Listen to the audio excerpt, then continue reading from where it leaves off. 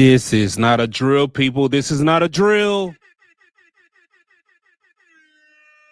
This is the real thing. This is not a dress rehearsal. This is the final act. Oh my God. Hey, look, man, as you can see from the thumbnail, one of my good friends out here, man, one of my good friends out here in the trucking world, she decided to do a thing. And I am ecstatic for her. You hear me? Man, I was coming across, we've been texting back and forth. And she said, man, I got some news for you. I got some news for you. And, Trucker Kearsey, she's a very, what's the word I want to, she's consistent. She doesn't really change up a whole lot, right? Whatever she says today is going to be tomorrow and the day after that and the day after that and the day after that. So I was like, okay, it's just going to be some more positive news because that's what she is, right? She's just going to give some positive news. But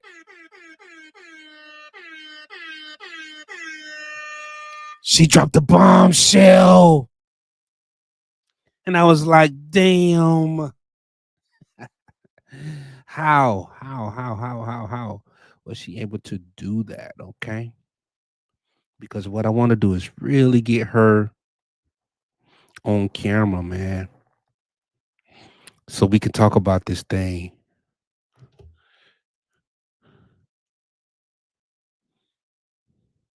Right? Because, like I said, I was on YouTube. I'm going through some videos, okay? And I came across this one video, okay? I'm going to go ahead and share my screen.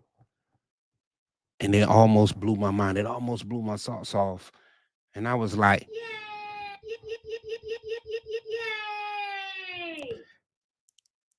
it blew my socks off. I'm not gonna lie, man.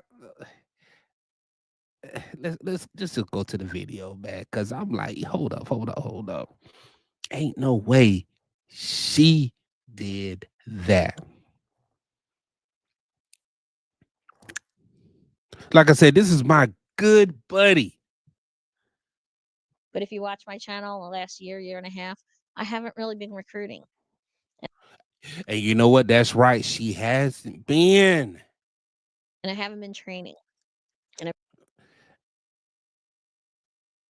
really haven't been making videos too much because I don't want to come across as somebody who's dark and dreary and just, blaming everybody and everything. And, Whew. as a company driver, I don't personally feel wanted anymore. Whoa. And then that what made me pause and was like, hold up. You know what? Somebody woke up.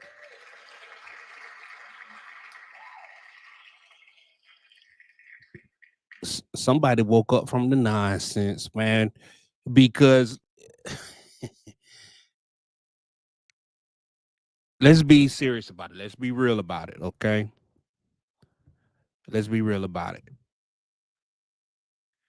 Prime Inc. serves a purpose. It really does.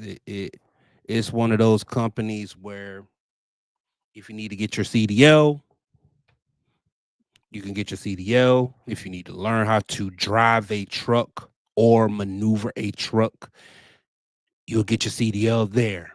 Okay. And it has bad days and it has good days. Shit, let's go ahead and keep it all the way a buck. I'm gonna go ahead and keep it a buck with you. I'll keep it a buck with you. Hold up. Let's go ahead and talk to you. I'll go ahead and keep it all the way 1,000 wild with you. Prime Inc. has more than good days and bad days. They be having some great days. They really do. Come on now.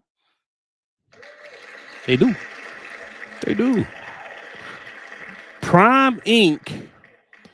at any given time, right? When the market is good, Prime Inc. is one of the best companies out there, right? It is. It really is, man. You can make good money there. You can make, 200,000 upwards to almost 300K if you're doing it right. That's Prime Inc.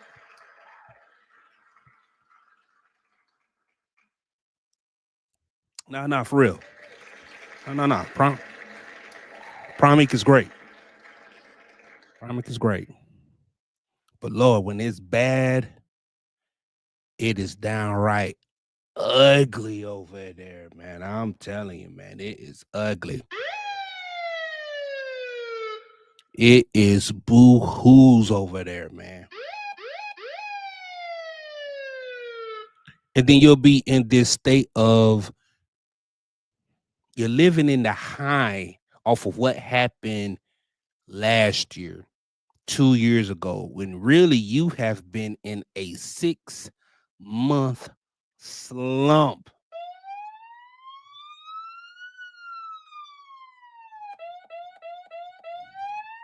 Yep, you will. Y'all know what I'm talking about. 6 months of just flatline.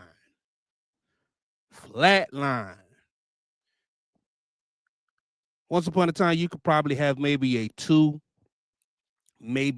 3 week run at Prime. At Prime, we're talking about of being flat. But then you'll have that 1 week that's like boom, and it makes it even out. And you're like, okay, yeah. But you're on the 6 month, and it ain't turned around yet. And you keep seeing new recruits coming in and new drivers coming in and new people coming in and new this and new that and all of this new technology coming in, but your pay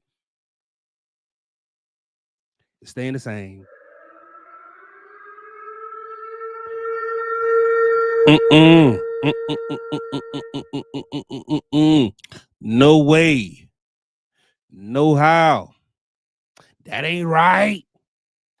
That ain't right. That's what you say to yourself, man, because you've been on a 6 month slump, a 7 month slump.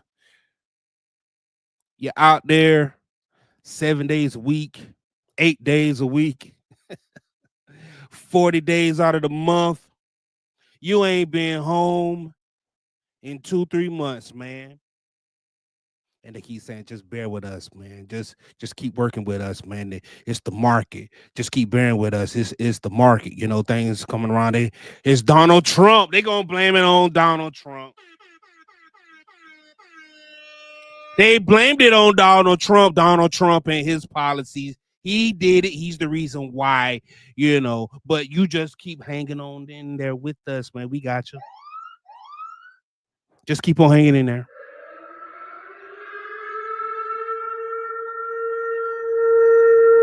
Mm-hmm. And what you do, you take you another sip.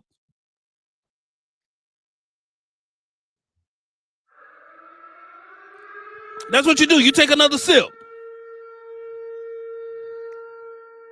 Because the Kool-Aid is good and it's been good to you for years. You know what I'm saying? You've been on a good 3, 4 year run, 5 year run, 8 year run, 10 year run. Like my good friend right here, Trucker Kearsey. Shout out to her, man. Shout out to her.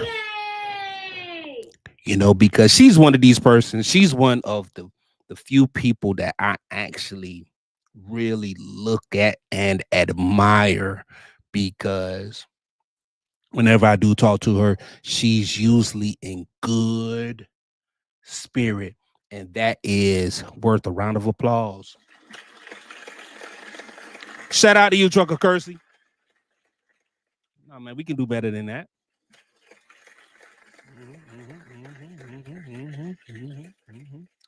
You know what I'm saying? She's a good trainer, good driver. She's very knowledgeable about the industry as a whole. And she gives insight on what's going on there at Prime Inc. And I really do appreciate her, man.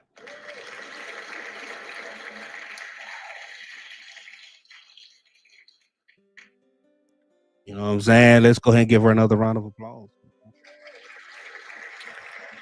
And I've had some interviews with Chuck Kearsey over the months, you know what I'm saying, over the last few months. And then just talking with her, I would share my experience, and she'll talk about what's going on over there at Prime Inc. And she would be like, I don't know, man. You know, her tone, you could tell there's a difference in her tone, but she was able to hide it. But your boy, he was on top of it, like, hold up. That sounds a little bit different. That that ain't that ain't the normal tone that you normally speak in. You know what I'm saying? That ain't the normal uh verbiage that you would probably use, and you're kind of dancing around with your words. But here we go, though. You know what I'm saying? I keep on talking to her, and here we are. Here we are, man. Here we are. But this is what we're going to do.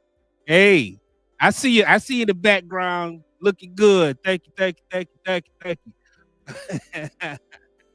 All right. So, like I said, this is one of my good friends. She is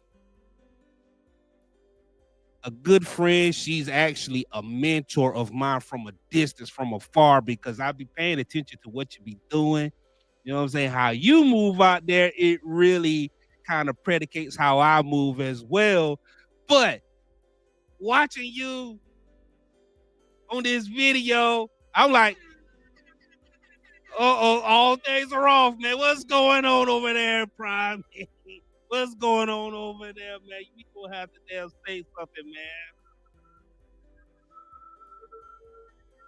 The tea leaves was on the wall. The writing was on the wall, man. The tea leaves are spoken. But we're going to hear from Chuck Kearsey, man, what she got to say about this thing, man. We're going to go ahead and bring her on up.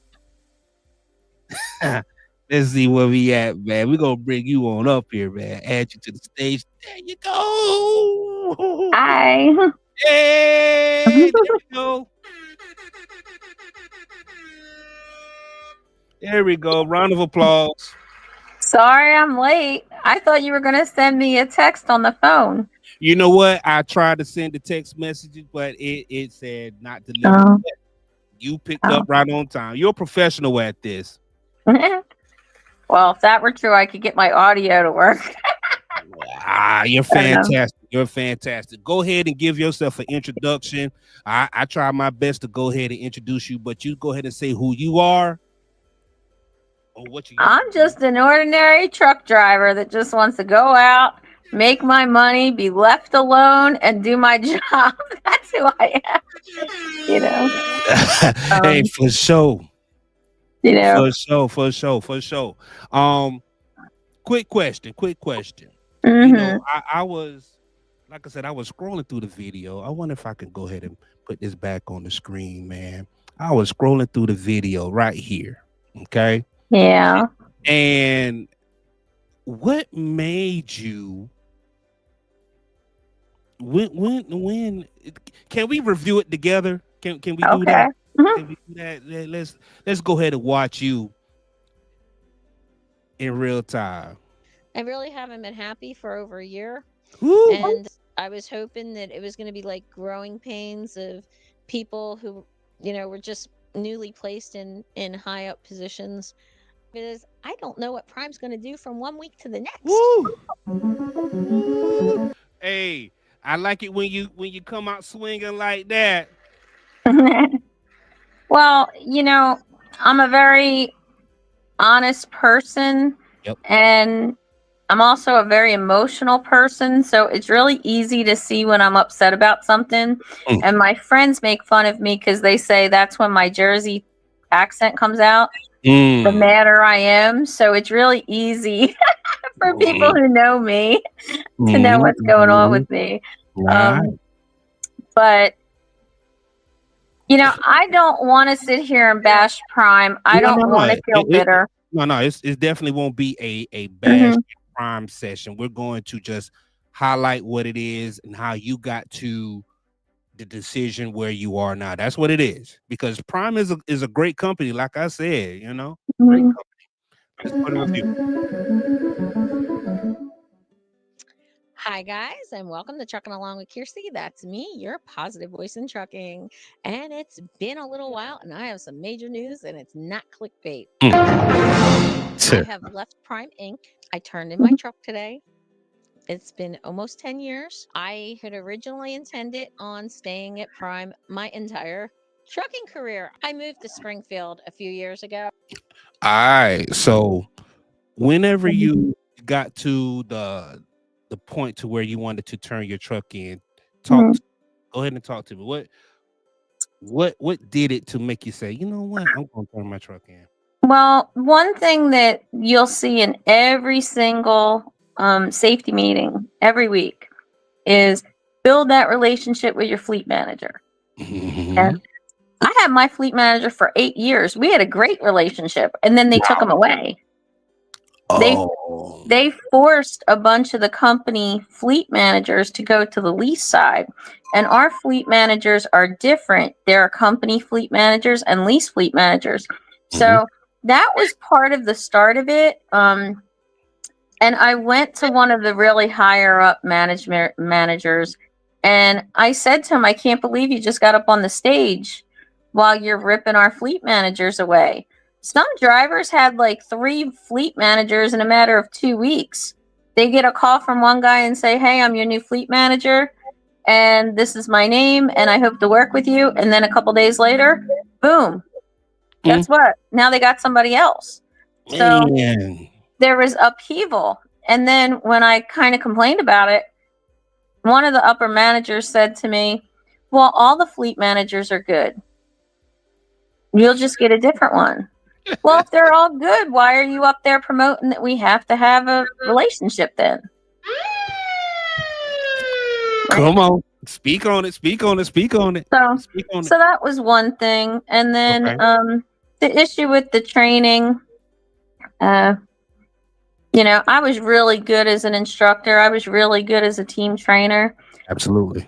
My students, just for the CDL portion, I gave them a 12-page training packet. My team students, before they could upgrade, they had a 25-page packet, and they had to take a 50-question exam. Sure. That was all my doing. That had nothing to do with Prime, because I wanted my students to be prepared as much as possible. You were thorough. You were very thorough at your job. Yeah, because I took pride in it, and it was important to me. More drivers, more trainers should be prideful like that and be thorough. But go ahead. Keep on going. Yeah. So, there was some issues going on in training, and that I'll just say that it came down to we weren't getting as many students, and they were spreading students around, and then they wanted the lease ops to do the CDL portion. And they want all the lease ops to go out on the road with the students. And I was basically told, we don't want you. That's how I felt. So I did actually look at an in-house job. And this is where maybe I shouldn't have reacted the way I did. Okay. But I called up, and I was talking to HR about getting an in-house job. Sure. And the response from this woman was, you're a driver. What is it that you think you can do? Oh, no. Come on now. I have more experience with this company, period, probably than you have. And just life experience, period. But you know what? Okay. Yeah, I mean, my response in my head was, well, guess what? I can type 90 words a minute. I'm certified in Excel. I published my own videos. I published my own novels. I did all the marketing for them. There isn't Talk that anything I talk, could do. And I man. could Talk back that talk. figure eights around your desk at the same time with my 75-foot long truck. Like, don't let the smooth taste fool you. I do more than just drive trucks and bump docks. Right. Bitch. Man, so okay. All Uh, right. So, I mean, how long so how long have you been feeling the way that you've been feeling? Well, like when did um, it first like come in? Like when did you first start get that feeling? August August of 23, I actually called up this other company that I'm going to now. It took me that long to pull the trigger. And when I called this guy, no Hmm. lie, I was crying on the phone to the recruiter. I was crying to him. And I Hmm. said, I'm heartbroken. I've been at Yeah. this company for a long time. I moved Right. here to stay here. Yeah. And he said, I can tell, and he's like, the Hmm. only thing I can do is tell you that you're going to have a great career here if you choose, but Hmm. he wasn't trying to, oh, well, you have to come here. And he really wasn't pushing. He just answered my questions and he was a Yeah. really great guy. Good. Good. Good. And Um, mhm, I don't want to know. I'm going to let you reveal your company mhm, whenever you're ready to do that. mhm. They offer training? Do they offer recruiting? So Nope. what would be the Well, they do recruiting, but they don't do training. It's 2 years experience, drivers only It's minimum. one of those. Okay, okay. Hmm. You gotta know how to drive to get in the Right. door. I And I, I prefer yep, those type of companies yep. anyway. You And know. they have their own freight. So that makes a difference. Heck yeah. Dedicated Hmm. lanes, man. Hmm. You'll Yep. probably end up being home probably throughout the week and all type of good stuff, right? Not forced dispatch, no inward cameras, because that was a whole nother issue. Hey, the grass sometimes is green on the other side. Yeah. Yeah. I Especially, actually have 5 friends at that other company, mhm. and I've been using them as guinea pigs for the past year. I know that's right. I know that's right. Uh, Because I was on watching some videos earlier today, right? And mhm. I had saw the Jamaican guy, I can't remember his name, Romaine. and he was like he had turned in his truck too. I'm like, oh man. And Yeah. then He's shortly after following that, a couple of my students went to a different company, and Romaine's going to follow them. okay, okay. Hmm. And then shortly after that, I had got the text message from you, and I'm like, oh snap. Hmm. Here we go. Here we go. Here we go. Let's go ahead and watch some more of this video right here, man. All right. Shoot. This is interesting to me. I swear. Okay. Except I don't like that shot with right the intent there. to go in house. And that's just not in the cards for me anymore. Over the years, people have said to me, it's just a starter company. You can make more money other places. You don't know what's out there that's so great. And people would tell me, oh, you're drinking the Kool-Aid, or oh, you're just doing it for recruiting. Mm. And the truth was that the Kool-Aid was sweet. Now, you know what? When you said that, I almost hit the damn floor because Mm. I'm one of those persons who's like, man, the Kool-Aid is sweet there. Because you can get caught up over there at Prime, living off the past, and living off of just the words that they say and never anything really concrete. Like, Mm. yeah, I had a week that was, 6K or five, Mhm. talking from, least side, but then you have those weeks that's like 800. Yeah, but you got to understand that as a TNT team trainer, I was making between 3,000 and 4,000 a week. Bread. Really? My highest Mhm. paycheck was $4,900 in 1 week as a company And driver. that's a company driver. That's not Hmm. paying out any kind of deduction. That's Right. all profit basically. Go ahead. Right. Mhm. And they paid me 6 figures in referral bonuses. Woo-wee. Mm. So, um, but again, I Mhm. really felt like at the time they listened more.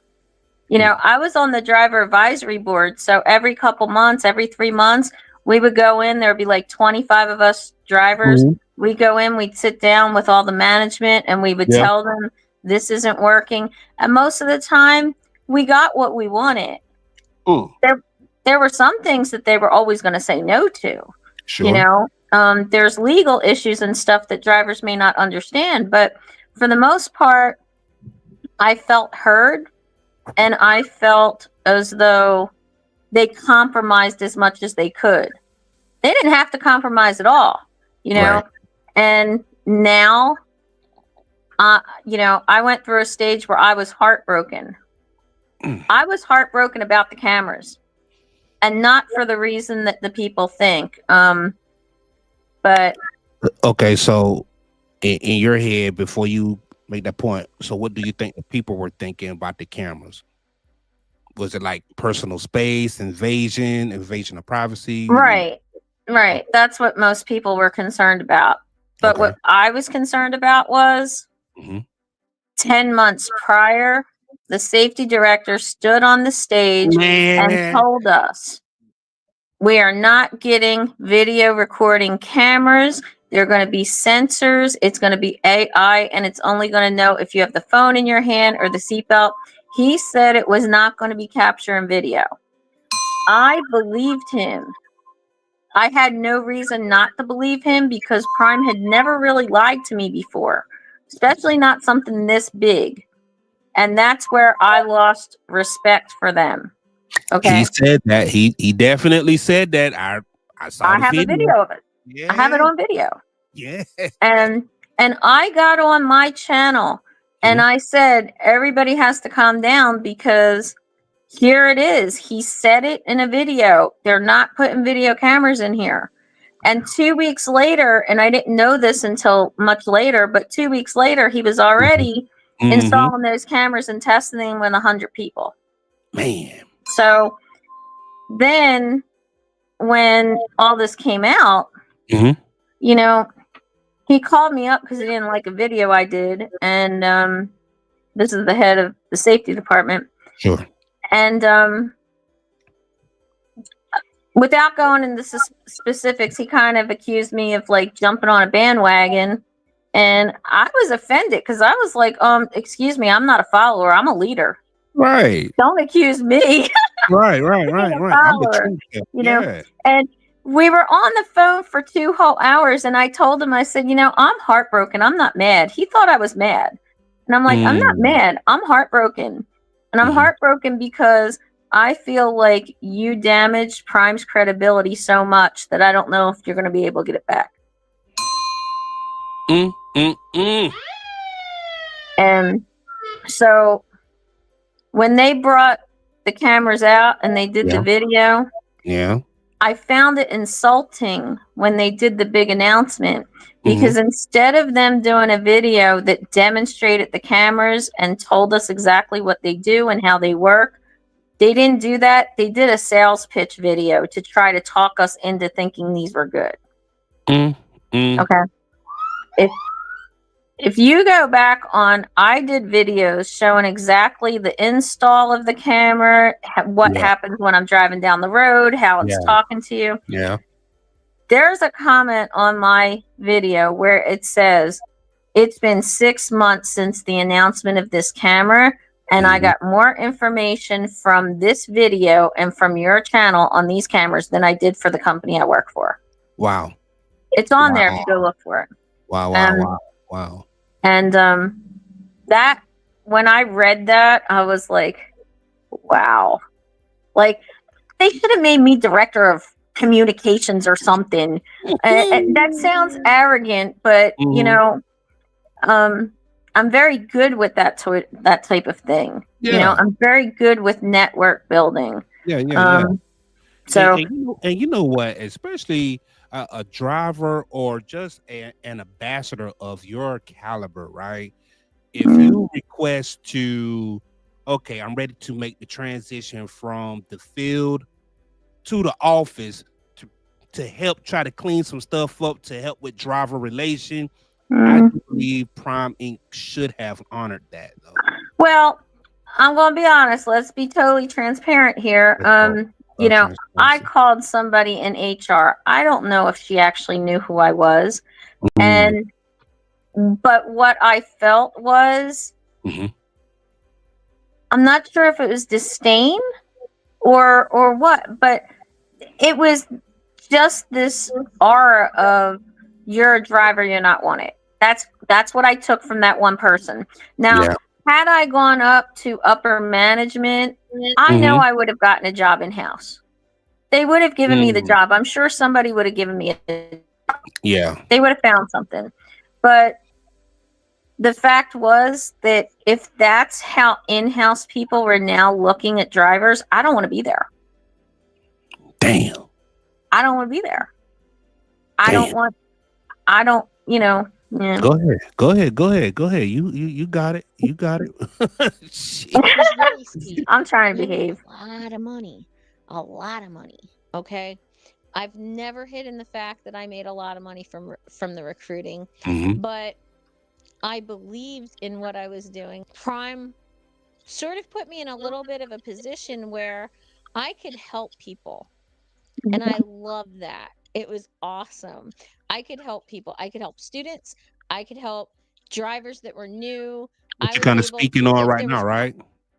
Like you're in position where you have enough life experience where you can give the best of both worlds, in field and behind the scenes as well.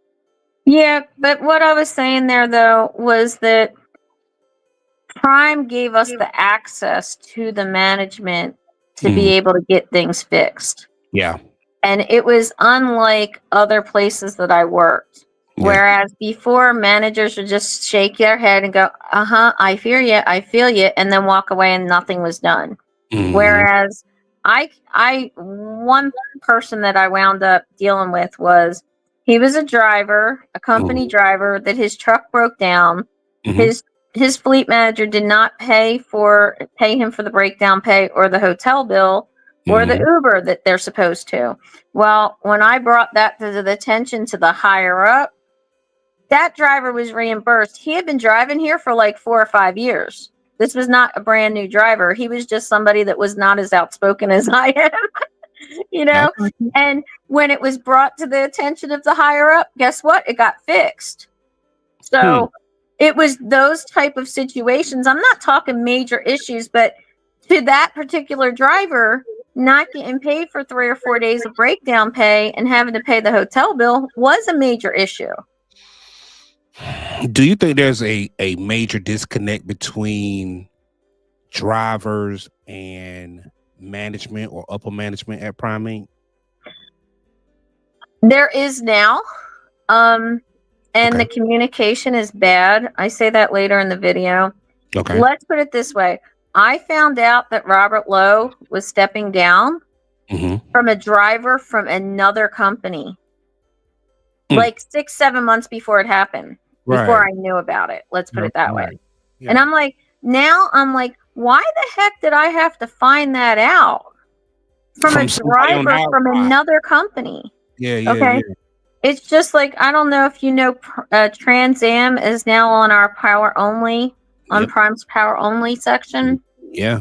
I've seen So that. Trans Am is now pulling Prime freight. Hmm. Why did I have to find out about that on Facebook from a Trans Am driver? It's crazy. This is part of the problem. Yeah, Mm. there's a disconnect. Okay. Poor communication. Yep. That'll definitely do it. problem between a trainer and a student, I was able to go send a message to, somebody, the powers that be in management, and things would get taken care of. Prime has had several key positions have been opened and replaced due to people's retirements, because here at Prime, people have a tendency to stay for decades. And even the drivers all stayed for decades. But the past year and a half to 2 years, Prime has really changed. It's not the company that I worked for so many years. Despite Speak on that. Um, just the Um, culture change, company with change. with the new people coming in to higher positions, they're not new off the street. They're people that have been there for 25 years. They're just getting bumped up in position, And it Mm-hmm. just seems like each one wants to prove, I'm in charge now. This is my gig. I'm not following the rules and the policies, procedures of the guy before me. They each want to make their own mark. And And that's kind of why and I said this in the video, it's kind of why I hung on as long as I did. Because I mm-hmm. really thought, okay, well, when this guy gets settled in his position, he'll calm down and things will go back to normal.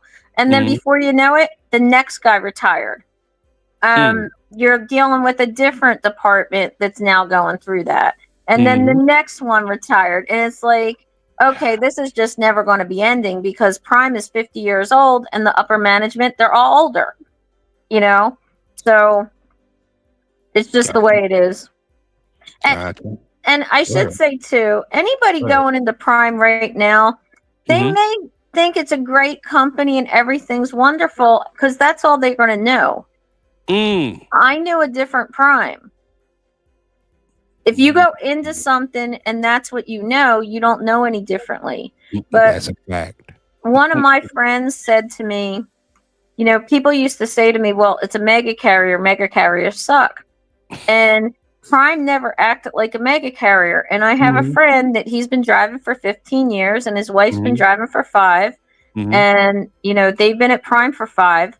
Mm-hmm. And the husband said to me, Prime's just finally waking up and realizing they're a mega carrier. Why are you so upset? They're Hmm. just they're finally realized that they're a mega carrier and they're Wow. acting like a mega carrier. Wow, that's interesting. You know that they've been behaving like a mom and pop operation for so long, and Right. then you know what? We have how many trucks? How many trucks and trailers does Prime have? You know, that number has been changing so much. The last time I looked, it's like 9,000 drivers. That's what I thought. Nine So, thousand. but Yeah. here's something that's interesting. Back in December, we Yeah. had like 12, I want to say 10,500. I have it. I took a screenshot of it. Go There ahead. were 10,500 trucks in December, and it was the first time I ever saw us have less drivers than trucks because we always team. Yeah. So you normally have more drivers than trucks. And now if you go on the website, we're back down to less trucks than drivers at like I think it's like 8,500 Mm-hmm. trucks, but Mm-hmm. 9,100 drivers, something like that. Hmm. But then I'm supposed to realize, like, okay, so they sold 2,000 trucks in 3 months, 4 months since December. Yeah. Right. They got rid of the assets, right? Right. Let's go ahead. Watch a little bit more. Drivers trying to get that through to management. Management keeps reiterating to us that Prime hasn't changed, that the policies haven't changed. But you feel it in the air when you walk into the building. You feel it when you're watching, you know, the safety meeting on YouTube every week. As a company driver, I don't personally feel wanted anymore. Prime is mostly it's mostly independent contractors, and it just feels like company drivers are an afterthought. We're not thought of, you know, until the end of the year when the, you know, open enrollment. You know, the last time we spoke, I remember you speaking on being the company making a transition from like 50-50 company drivers to independent contractors. Now it's mostly independent contractors. Why do you think Prime, or do you know why Prime is uh more independent contractors versus company drivers? When I started, it was 40% company drivers, but Mhm. back in the 80s, it was 100% company, 100% lease op. Okay. So somebody told me, and I don't really know if it's true or something, that in the early 2000s, Prime apparently bought a company, and that was they acquired the company drivers. Is that true? I don't know. Okay. But why would they have lease ops instead? Because the lease ops are absorbing all the costs of everything now. They're even absorbing the costs for the 401k for the drivers that they have, that company drivers that are on their trucks. So if you were the lease and I was your company driver, co-driver, or you own the truck on a mini fleet and I drove for you, you would have to pay for my salary, my 7.5% employer tax, my workman's comp, my health benefits that Prime would normally pay for, and my 401k. Sheesh. Now, when I used to train at Prime, right? Because there's that period before you you're like, okay, I'm making pretty good money as an independent contractor. I wonder if I can make more. I should make more. There's more revenue, blah blah blah. My dispatcher, he was like, yeah, you're gonna be able to make more money as a trainer. But then I'm paying the trainer. And Mm. I'm like, hold up. And there were some weeks where things would happen, just training stuff, right? And you gotta help out being a good driver, being a good company guy, where Mhm. I don't necessarily get paid, but my trainee, he gets paid. And I like, But I can't do you this. know what? I gotta say something though. Go ahead. Okay. The people that I worked with on a Mhm. regular basis, my fleet managers were amazing. Go for it. They Good. were. Good. I had two fleet managers over the years that, one I had for 8 years and the other one I Mhm. had for a year and a half. Yeah. And they both were amazing. Hmm. And I feel bad for them because they're in a position, these fleet managers are in a position where, you know, their bosses are telling them, oh, don't worry about it. The drivers are just going to deal with the cameras. And the drivers are like, I don't need to stay here. You guys are getting this wrong, you know? And it's funny because I've seen some people that were bashing Prime on Hmm. YouTube, and Hmm. I don't want to come across as that way. No, this They ain't gave that. me an they gave me an amazing opportunity. Yep. Okay. Yep. Yep. I had a lot of freedom, like I said, to help people. If I wanted to train, I trained. If I didn't want to train, I didn't train. You know, Absolutely. I was so far in debt, I couldn't afford a CDL school. Hmm. So it was an amazing opportunity. And now I will have a career, a job for the rest of my life. I will be able to use that. Amen. So I will always be grateful for that. Um, they were really good when my mother died. You know, uh, Hmm.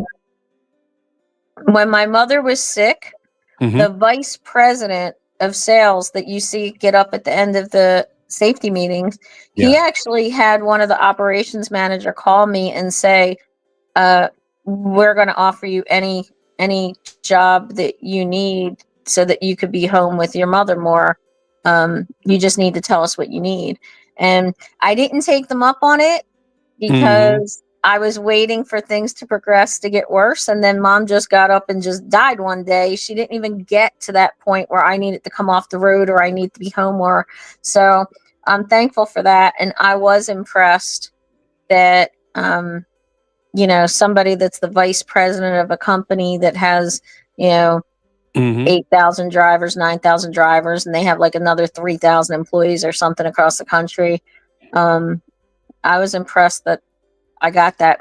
But see, that goes back to the family feel where you felt connected to the, if you don't like it, there's the door. And it's a big change now, man. Let's go ahead and watch some more of this video. Let's see.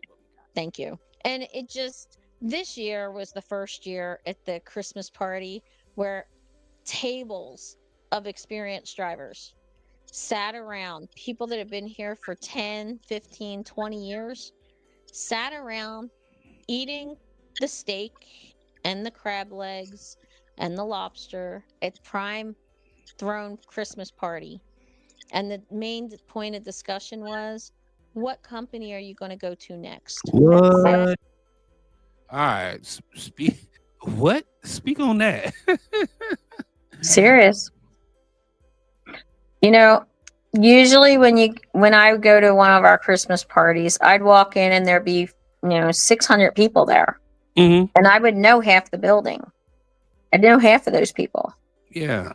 And this year I looked around, I was like, wow, there's a lot of people missing. I don't know if they quit. I don't know if they just didn't want to be part of Christmas Mhm. celebration. I Mm. don't know if they weren't making money, so they couldn't come off the road long enough to go to a party. I don't know. Wow. But I know that a lot of the people that normally go weren't there. There were a lot of people I didn't know, which is not normal because I've been there so long. And just walking around to the tables of the people that had been here for decades, the contention is there.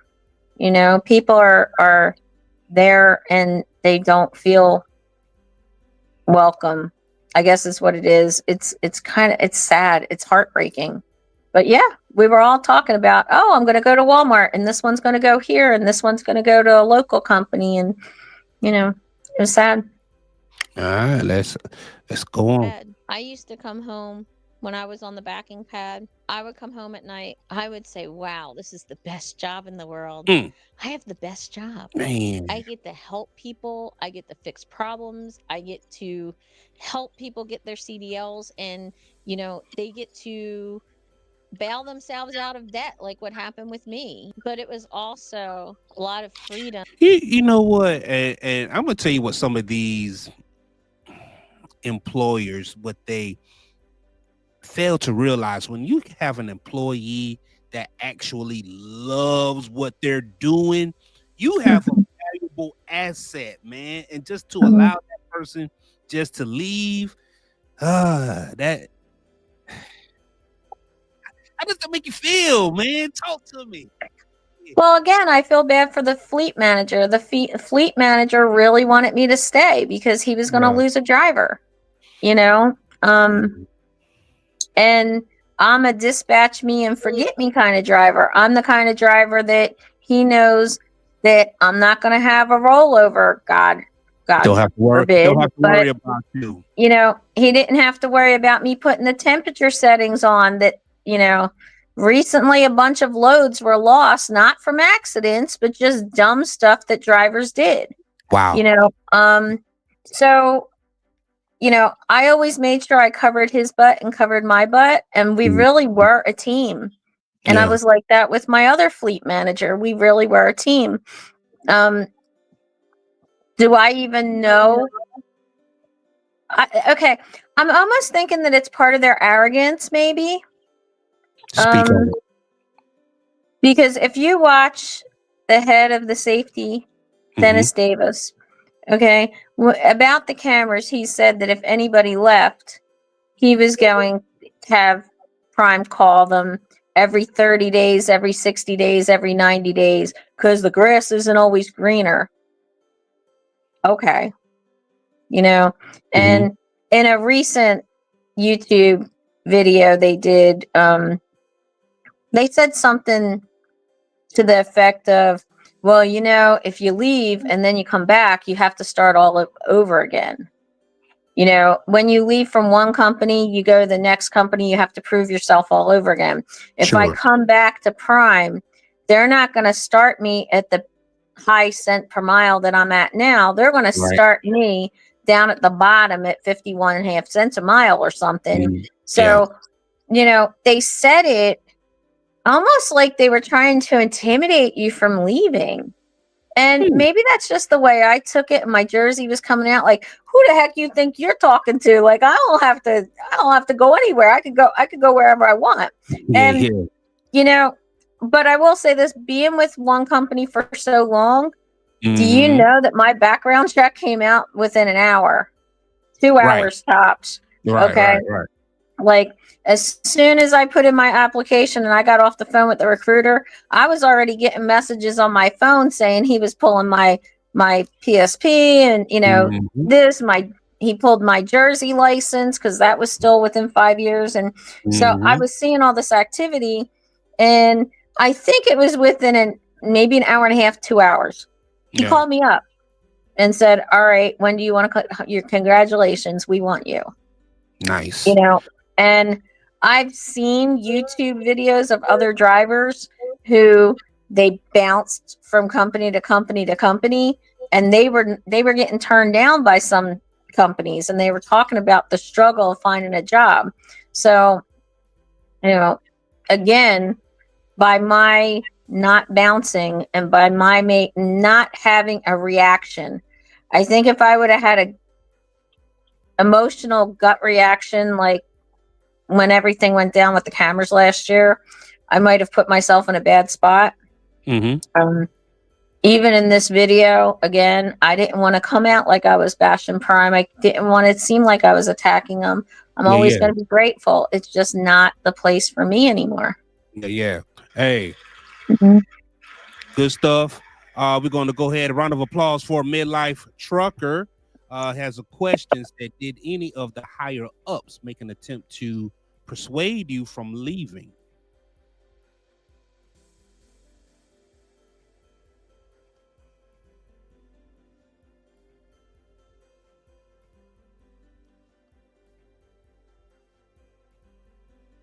Okay. I wonder what was that. Disconnect. Look like she's trying to come back. I'm about to add you back. Hold on. Add to stage. There you go. Sorry, that was me. No, nobody got in contact with me.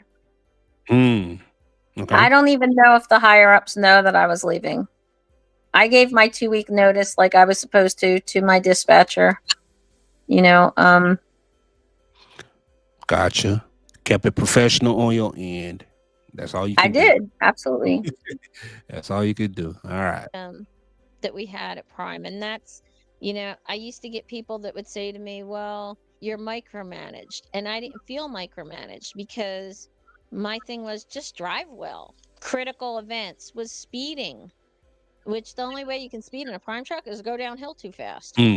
Taking turns, like curves too fast, following distance, hard braking.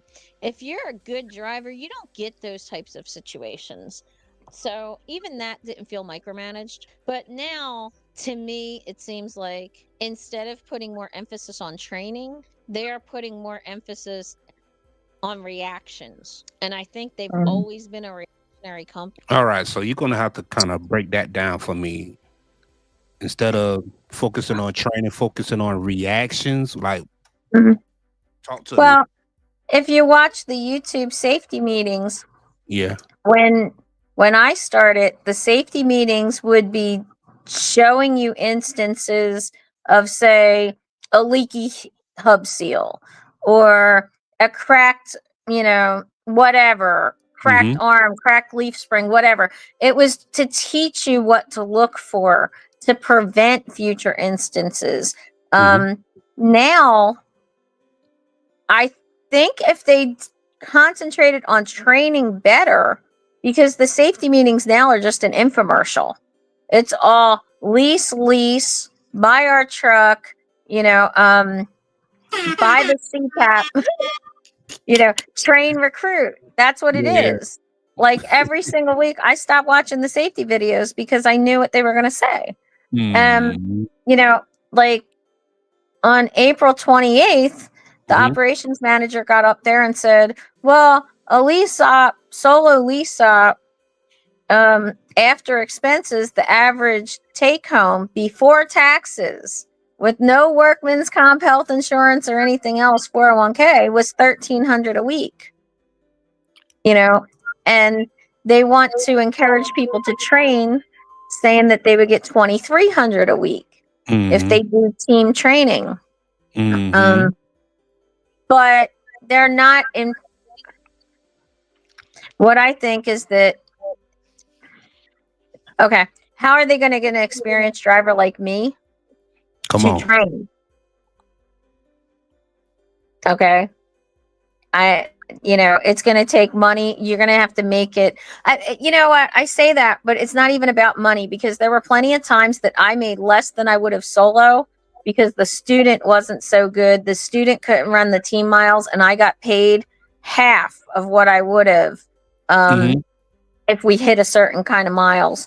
But I just think the attitude that is being conveyed right now, it just affects every aspect of the company. I think that they need to be more involved in the training and the curriculum. Um, there really is not like a checklist curriculum. That they have one and it's kind of like, but there's nobody really checking to make sure that the student learned this or that or this or that. Man, and you know what? Because I'm right in step with you because I'm real big on training. I'm real Mhm, on format. Like there should be some type of I don't know what a rubric, maybe some type of mhm, some like okay, week one, week two, this, and it's standard for mhm. everybody. Right.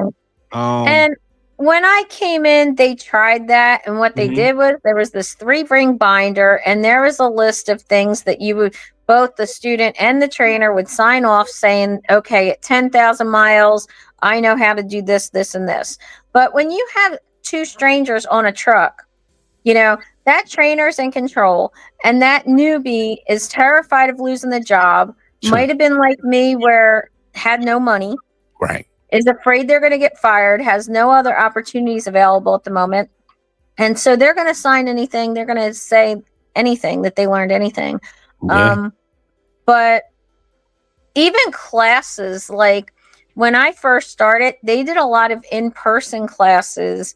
And now they do a logs class. And yes, they do a maintenance class, but they don't do a trip planning class. They hmm, don't do an atlas reading class that I actually offered to do. I actually told in the driver advisory board, I actually told some of the managers that I was willing to go do that, and I wasn't even going to charge them.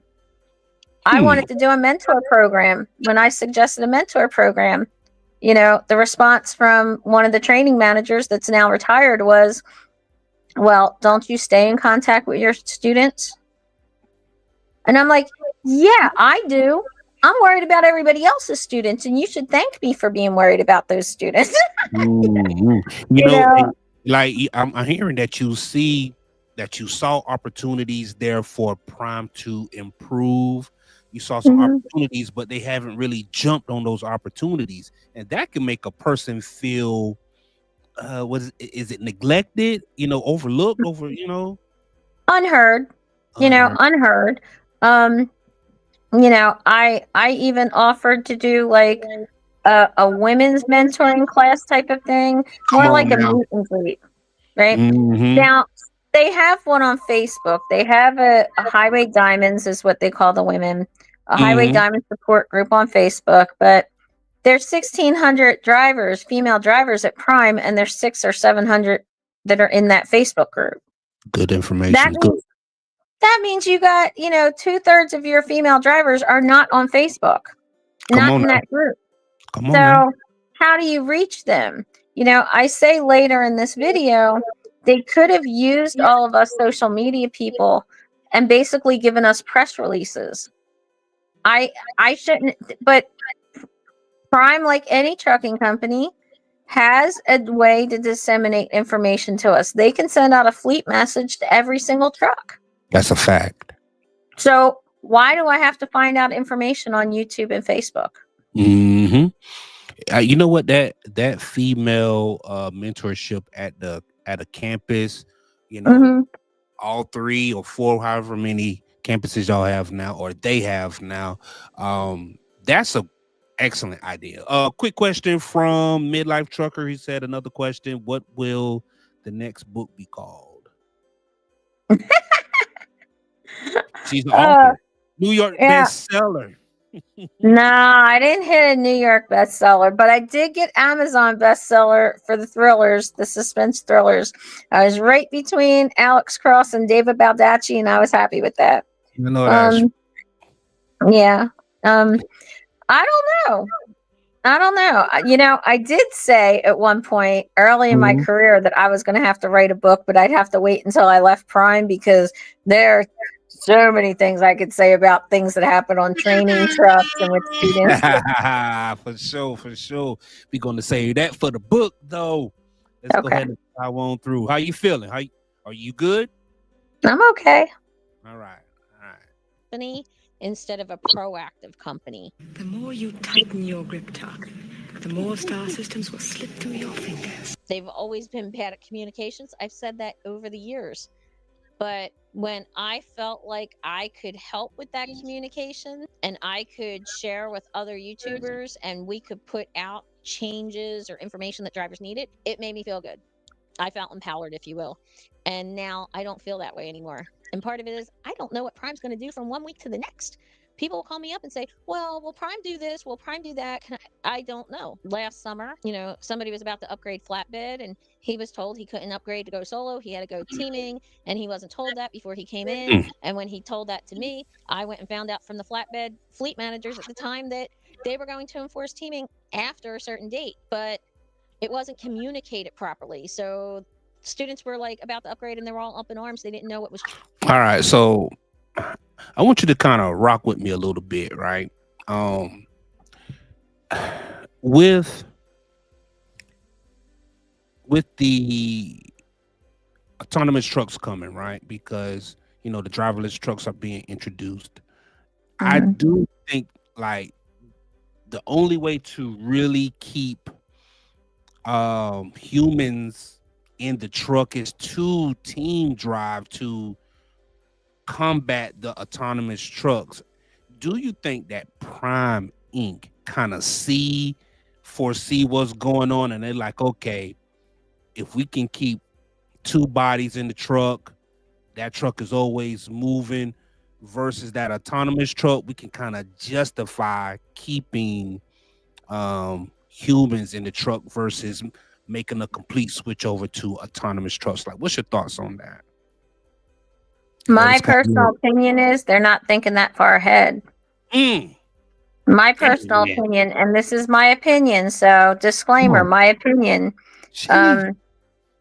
I think that what it is to them is teaming, leasing, teaming. Yes, it means running the freight faster, and it gives you a variety of contracts because a team could run a solo load, but only a team can run a team load. So if you're getting team freight, you can only have teams, right? But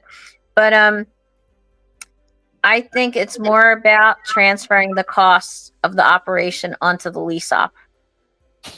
You are. What?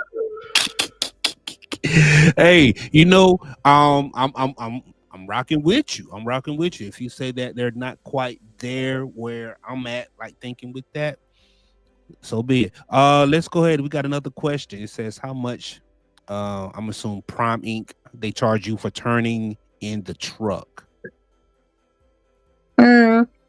Well, because I'm a company driver, I really don't know. As a company driver, yes, they would charge me for cleaning fees. So in the past, that would be like $150 to $250. I know people who turned in their lease truck and was charged $7,800. I have a friend that has a bill for $26,000. And they kept the lease completion bonus of $12,000. And she had already paid for towing bills in the thousands of dollars. So, and I actually have that in writing. I have that invoice.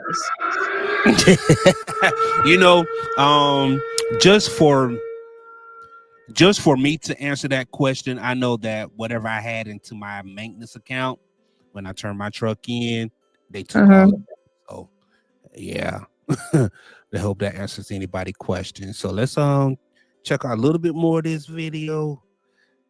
Doing good. We got 10 watchers. Shout out to y'all. No, it wasn't. Then a fleet manager will put out a message that says, hey, everybody has to team because we don't have any trucks. And you're going to, and then a couple weeks later, it's, oh, no, that wasn't the case. That was only for a couple weeks. Well, then say that. It's just really lousy communication that really could have been taken care of really easily. Prime has an astronomical number of drivers who are on YouTube, on social media. They could have utilized us like a press conference. We're always hurting for content, so if there's a change coming about and you want us to recruit, which by the way, I've made a lot of money in recruiting, but if you watch my channel in the last year and a half, I haven't really been recruiting and I haven't been training.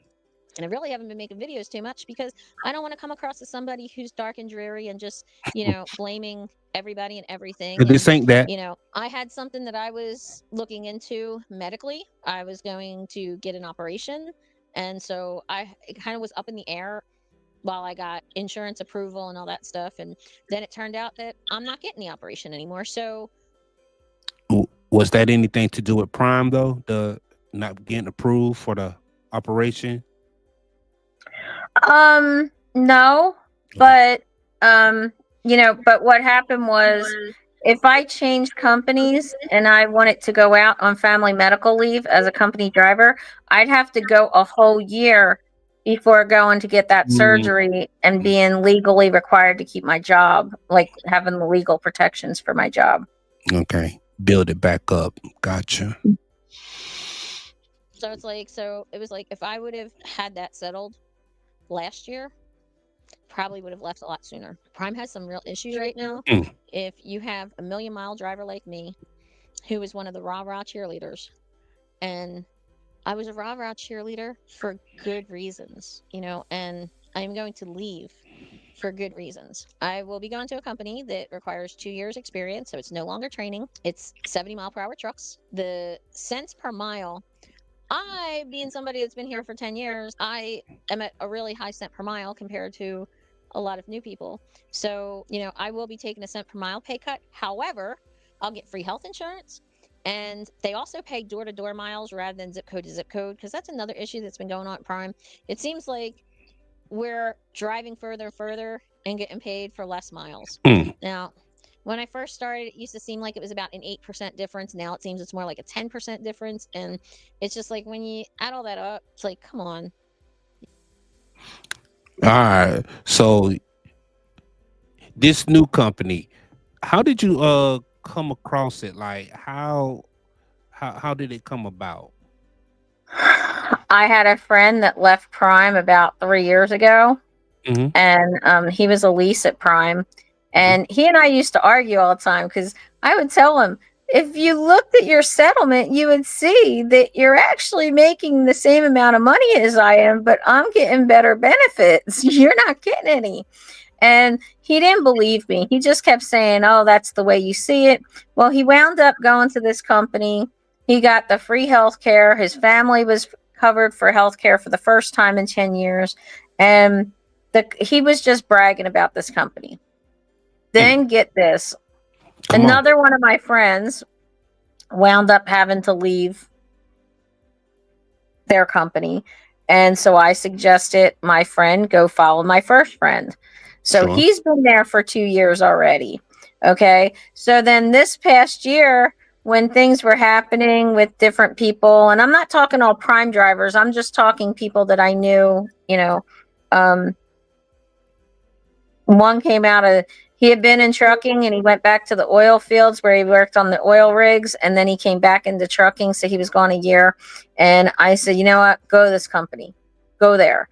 And he's been there for 6 months. So I have like 6 different people all Yeah. at the same company that only has 88 drivers.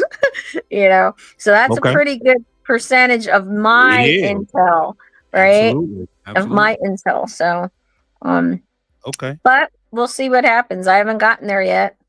Okay. Okay. Hey, let's dig right on through. Come on.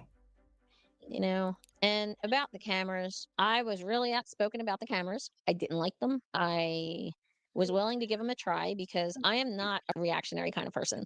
Let me wait and see how this plays out. I want evidence and proof. I'm not just going to like emotionally react the way a lot of people do. And so I didn't. And I took the camera. I was one of the first 200 people to have the camera because I wanted to see what it was going to do. And I still was believing at that time that Prime wanted feedback on these cameras. Well, this is my personal opinion. Warning, my personal opinion. I don't really feel like they wanted feedback on anything. I thought that they needed help adjusting the cameras so that they would be less aggravating. I thought, and there were some things that they tweaked, so they don't trip as much as they did before.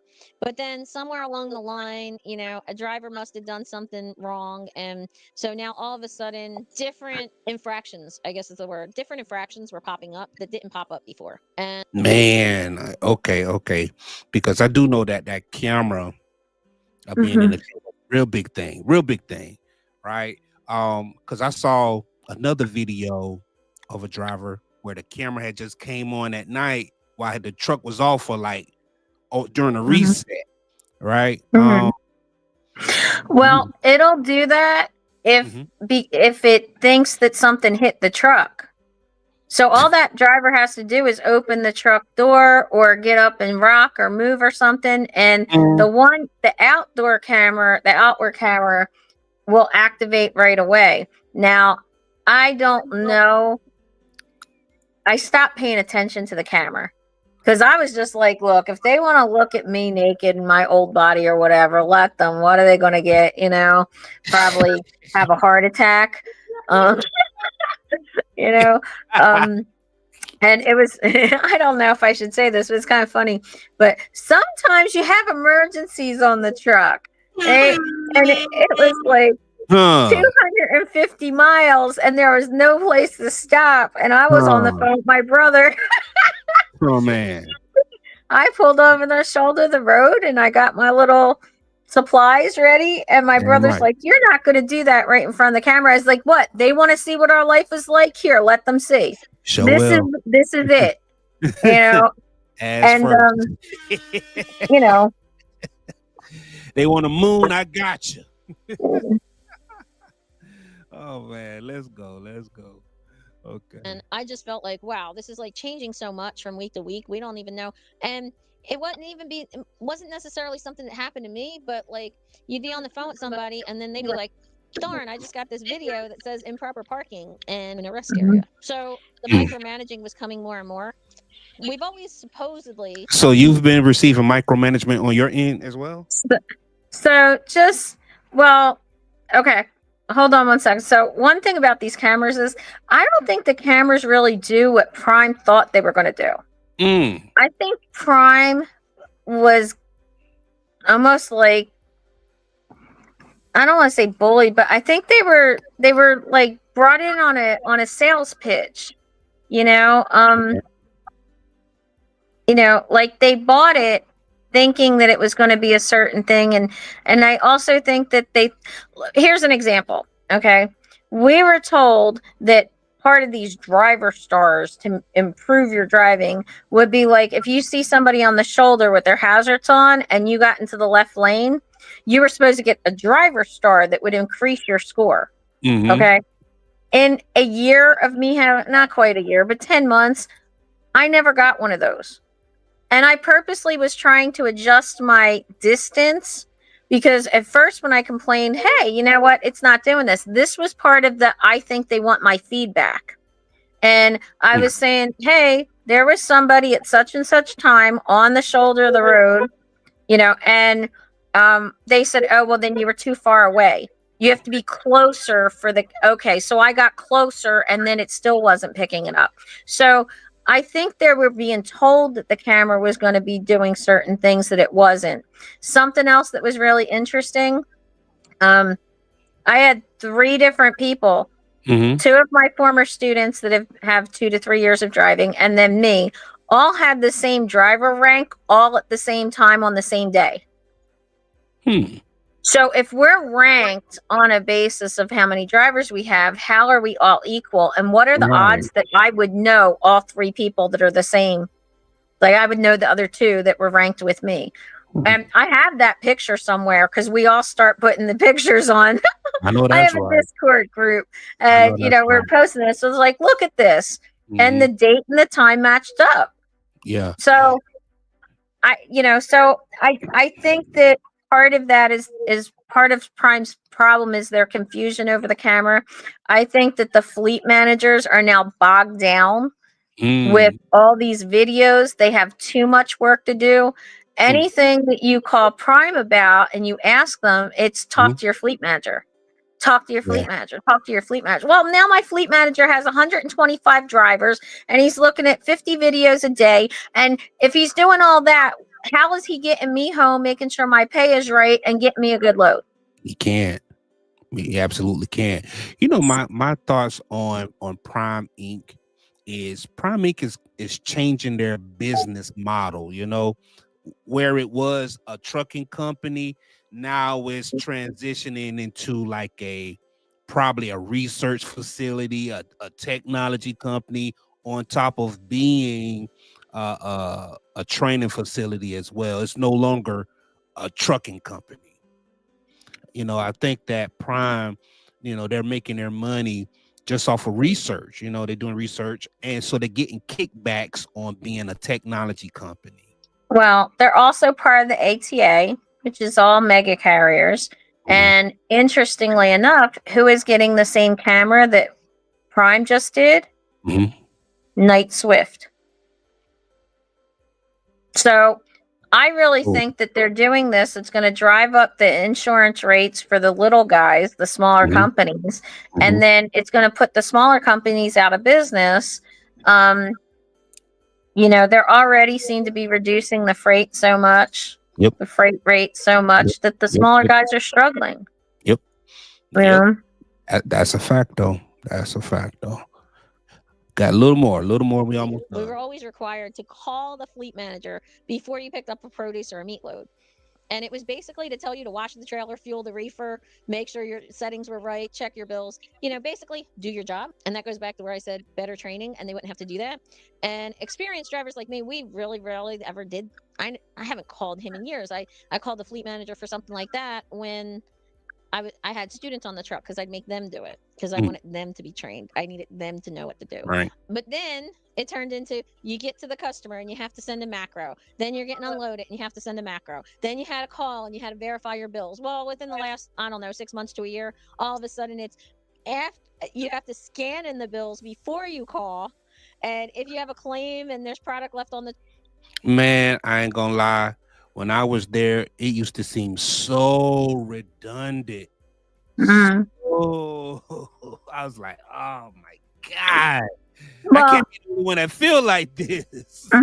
yeah, and so now, like I said, you have to scan in the bills. Now they'll tell you, okay, take a picture of the back of the trailer showing that the lock and seal is on. So if your trailer gets broken into, you're not responsible for paying for the load. Sheesh. So, you know, this is a guess. Okay, this is my guess because I was never leased, so I don't know. But Go for it. I do know that your own negligence, the insurance doesn't cover. The cargo insurance only covers an accident. Mm. So if the truck is broken into Hmm. and you didn't have a lock on it, they could claim that it was your own negligence. So therefore, the lease op was responsible for 100% of the load. So that Damn. $100,000 meat load that just got robbed off the back of your trailer while you were sleeping, you Mhm. might not have felt it, but you'd be responsible for it. So in addition to all that, it start turning into take a picture of the lock on the back of the trailer so we don't blame you. You're not held liable. It's just come on. Come Right. on. Right. At what point, and then they tried to get these covers that they're these new lock brackets and it Mhm. covers the seal. Mhm. So the seal can't be broken off. And then you put your lock through so the box can't open up. Well, they designed this. I don't know who they bought it from, but they never took into consideration that some of our beers and our meats have those bolt locks on them, Mhm. the bolt seals. So it's got a bolt seal that the other day this was my last load coming in here. I'm trying to bang this and twist the seal without breaking it, trying to get it shut because if not, I couldn't even lock the trailer. Sheesh. But this goes back to people who have never driven a truck get to Uh-huh. design things and buy things and they don't test things out. That's it. That's it. That's it. A little bit truck or more. something, when you leave the Damn. receiver, you have to scan in the bills and call. And it's just let me drive. Just let me drive.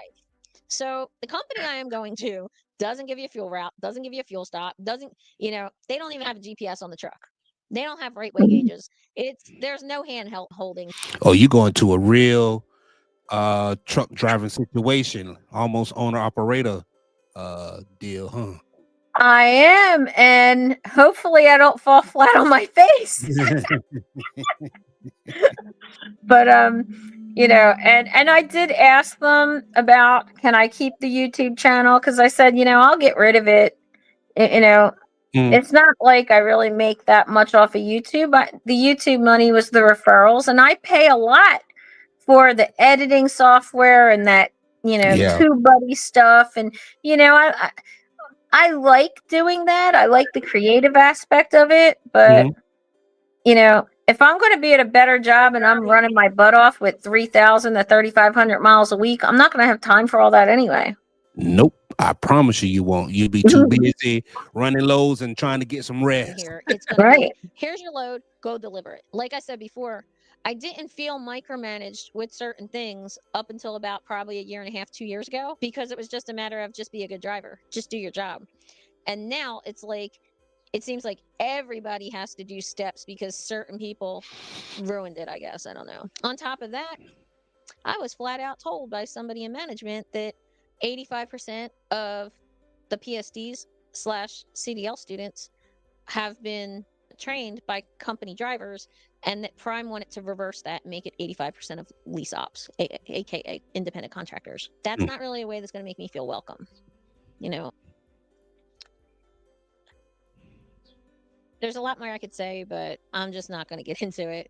I got 1 million miles. I made a lot of money. I made a lot of friends.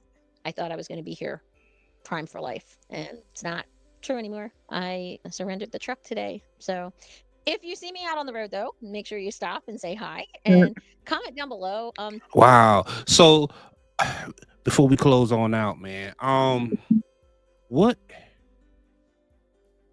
Because I always like to do some what ifs, right? I like to do hypotheticals, Could somebody reach out to you and be like, hey, Kearsey, we want you to come back? No. They could offer me $20,000. They could offer me probably $50,000, and I still wouldn't go. You know why? I'm listening. Because that safety meeting where the cameras were discussed, ruined Prime's credibility, in my opinion. And also the way they keep changing policies and the disconnect from one department to the other.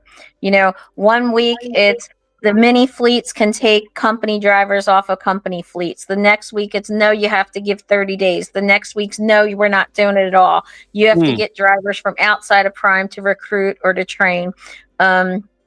Just like the teaming, one fleet manager sent out a message to his fleet that said, we're no longer doing solo company drivers. You have to team when you go up out of training.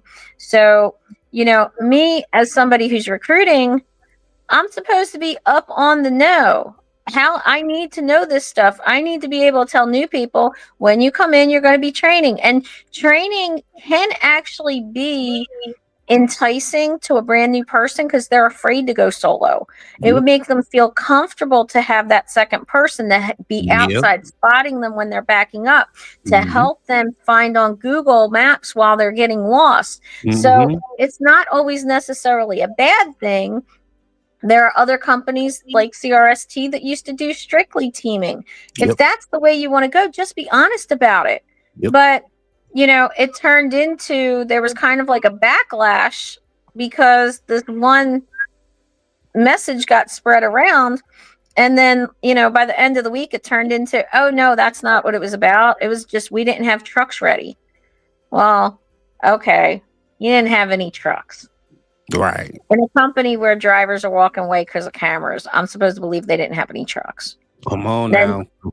The company and lease trucks, they're the same. I actually had lease purchase trucks that had been turned in, is what I drove as my company truck. So people think the trucks are so different. They're not. Let's go ahead and finish right on up. Let me see. We got about 3 minutes I think what I'm left. going to do is I'm going to start when I come home. I want to try to get with drivers from other companies. I want to do like company interviews, company reviews. Look at you. You already on top of it, man. Shout out to us, man. I've Because been I think thinking that about doing a referral. I was thinking about doing like a referral company. Mm, you know Not what? and I think I'm about to say it too, so you can go ahead and play it. Let's- drivers really want to hear from other drivers Yep. about companies. They don't want to hear from recruiters. But if I can put you into contact with people from other companies and they're willing to talk to you on the phone, they're willing to submit pay stubs to you and explain the process of how that company is run, I think that we as a trucking industry and drivers, we can help each other. That's a damn good And idea. that's really one of the things that I've loved about trucking so much over these years is, drivers helping drivers. Mhm. Be one of those people that jumps out of the truck and help somebody back up when you see they're struggling. No, that referral situation, that's a real good idea though, actually. Instead of talking Well, to thanks. instead of talking to somebody who's just cut and paste, they're reading from a script. You talk to somebody who's knee deep in, and they'll be like, you know what?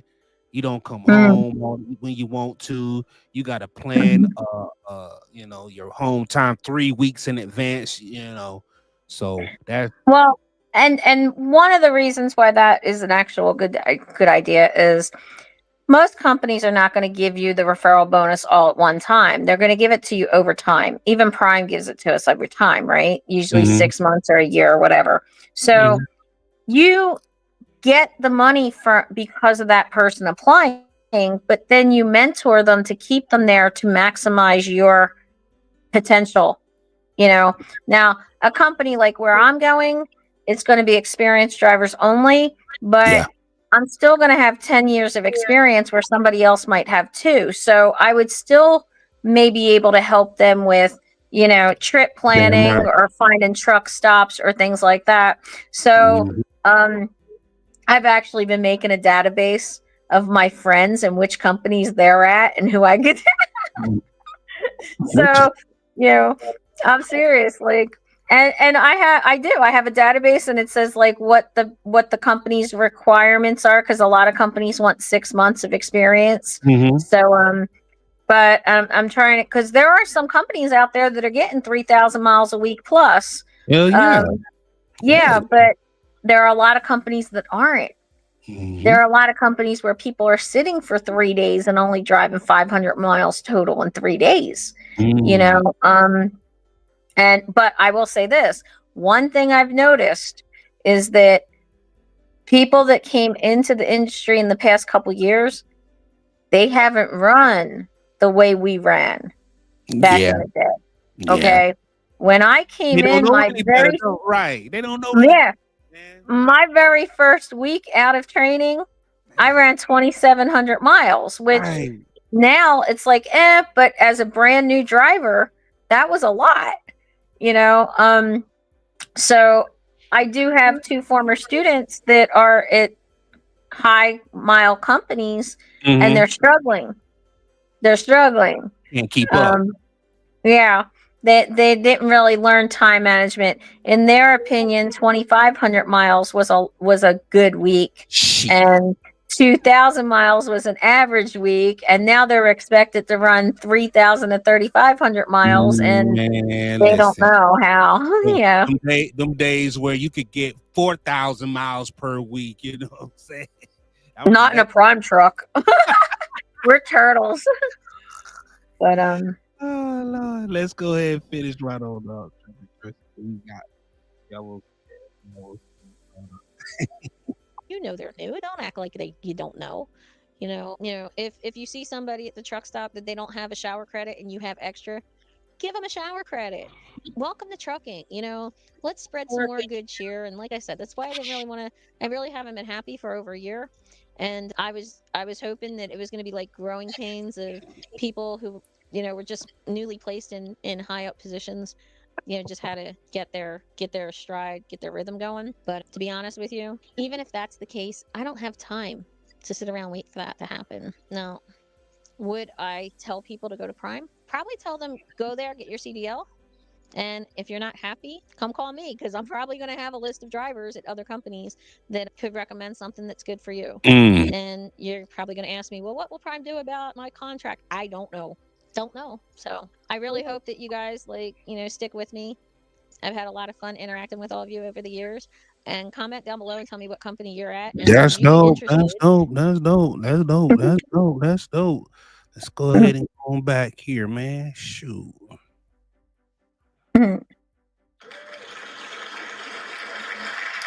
That's good. That's good. Any final words before we close this thing out, man? Any final words? Because it was great talking with you, great seeing Well, you. thanks. You know what I mean? Thank You in good spirits, you know. So Well, when was your final day at Prime though? To be exact.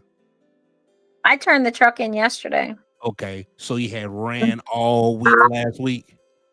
Yeah, I came into Prime on Friday, Okay, and I took a couple days to empty the truck out. Friday? sure. Or was it Saturday? I don't even know. Maybe it was Saturday morning. Uh-huh. I got in like early morning, like 6 a.m. or something. So I think it was Saturday morning. Yeah. But yesterday was Sunday, so it was church day. Hello.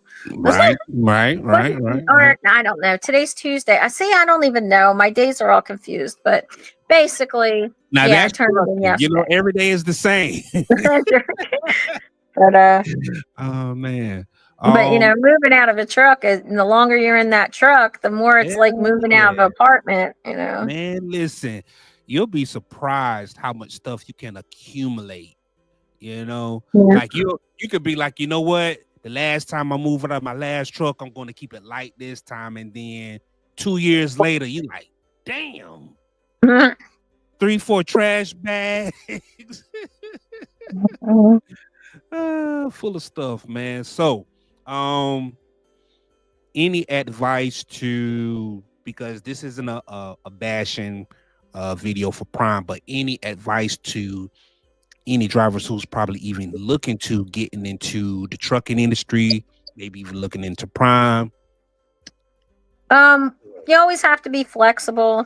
You have to dismiss whatever expectations you have, and maybe that's my problem right now, is that the Prime that is today is not what I knew, but anybody coming in, they're only going to know what they're seeing in front of them. So but you do have to be flexible. You have to be determined. Don't let anybody tell you you can't. You and I had that discussion before, where a lot of women tell other women, oh, trucking is sexist and companies are sexist or racist or anti-Semitic or homophobic, whatever. Everybody likes to use these labels, and then they use that as, well, I can't do this because now. Okay. Do you know what? The trucking companies see green. That's all they see. Come on now. Come on now. And even you, okay? You've been watching me for a while. Okay. Yeah. You have me on your show because you respect me. Yeah. It's not to exploit me, although you probably exploit my name just a little bit, be honest, but it's okay. I expect it. But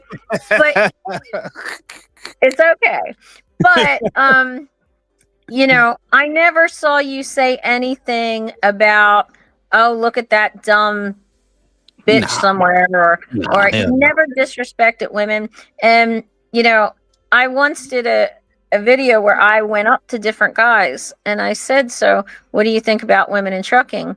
And I said, I want you to be honest, and the guy looked at me and he says, I'm mad enough to tell you and admit that everything I learned from a woman about trucking. And I was like, oh, who was that? And he said, you, watching your videos. I was like, oh, wow. So I thought that was cool. Yeah, so don't let other people's impressions and threats and stuff, hinder you and stop you from doing what you want. And, come out here, get trained, learn how to drive the truck, learn how to run the truck before you decide you want to run a business. because too many businesses are failing right now. Too many trucking companies are going out of business. 88,000 trucking companies went out of business in 2023 and Right. 8,000 brokerage firms. So how do you think you're going to survive with your CDL after 6 months compared to these companies that are going out of business after decades? Make the main thing, okay? Yeah. So, man, you kind of reached on the topic that I because like I said, I was doing some research on women in trucking, and I see that women are doing a better job at quote unquote recruiting new drivers. Has that been your experience at Prime or just in trucking period? No. There are some women that use the trucking company name as a stripper pole, so they'll get more. The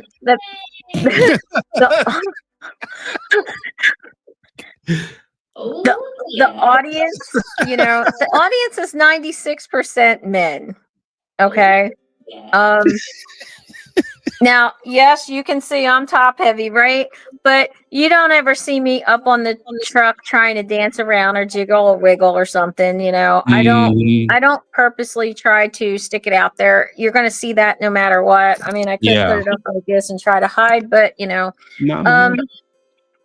in all honesty, at Prime for a while, and this is just my observation. This isn't real numbers.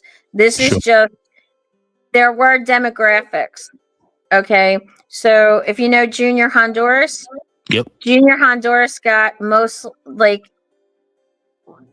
me, Busy Blake, and Junior Honduras were the top 3 recruiters for a couple years in a row.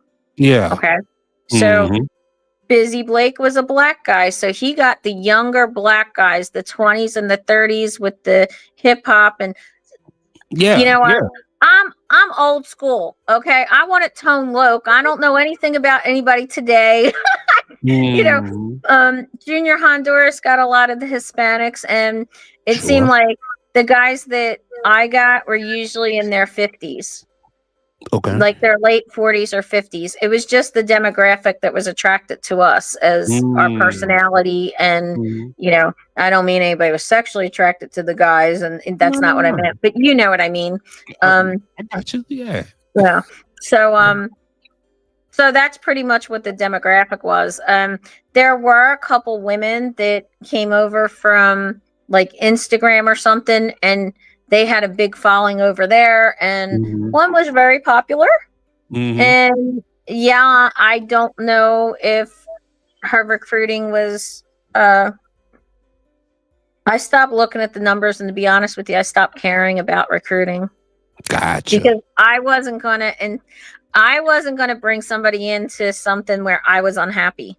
Gotcha. I have too much integrity for that. And shout out to you, dog. I'm serious. Because let me tell you, you said a mouthful, because it was hard. It's hard to say, hey, come join this situation over here that I'm in, when I know damn well it's full of it. Like, you know what? This ain't it. That's a great word. And people, I usually get about a dozen emails a week of people saying, I want to come into Prime, or I want to come into trucking. I'm not sure I want Prime or whatever. And, I'm very, very open with them, because as I said earlier, if somebody comes in and they don't stay, you're not getting that referral bonus anyway. Right. So what's the point in me? I think it's so disingenuous. These people get up here and they're like, oh, I'm taking home $5,000 a week, and you can say, what? Yes. And I won't say who it was, but there was a YouTuber who got on and told this person's audience, this driver's audience, that they made $130,000 to the bank in 7 months of leasing as a solo. And I called her out on it, and I was like, you're a lie. Right? No, you're lying. And I was like, Oh, send me your settlement because you it- don't know how to read your settlement then. So I'll teach you how to read your settlement. Now I already sent that to the accountant. Oh, well, guess what? It's just an email. There's nothing to that's it. send to the accountant. What are you talking about? It's an email. That's it. That's You can it. give me a screenshot. I said, Mhm. but guess what? And I did say some nasty stuff, but I was like, this person gave me the referral bonus. And Mhm. at Prime, you get paid for every mile they drive. So guess what? I knew this person drove 68,000 miles in 7 months. Mm. So even if I was nice and said this person made $1 a mile profit, which Right. isn't happening on a lease truck at Prime, okay, before taxes, that's $68,000 in those 7 months. That's not 130,000, you little witch. So go out and you tell everybody the truth. Like it's just like some of them that would go and they'd make a lot of money from the recruiting and Yeah. then they would be like, well, I just bought a truck and I just bought a mini fleet. Yeah, well, you know what? Why don't you go and tell them that you made $50,000 in recruiting money this year and you actually didn't have to pay for that truck lease? Mhm. Ah, You man. know, Mhm. like you never seen me do that. You Okay. never see me do that. Whenever I put up pay stubs and I told people this is how much I made from recruiting, this is how much I made in bonuses, or most of the time when people wanted pay stubs, I got my former students' pay stubs. And I could compare the company pay stubs to lease pay and have it in writing. And then people would still say to me, well, you picked a dumbass. Why'd you have to get a lousy driver to show the pay stub? No, dude, that's what people are making. That's a fact. Oh, I've been doing some research, right? I've been asking some questions about like safety in the industry, safety concerning women. Have you heard about some issues that women have been going through concerning safety? Maybe something at a truck stop, maybe even at their companies. Uh, what's your experience and what have you heard about safety concerning women in the industry?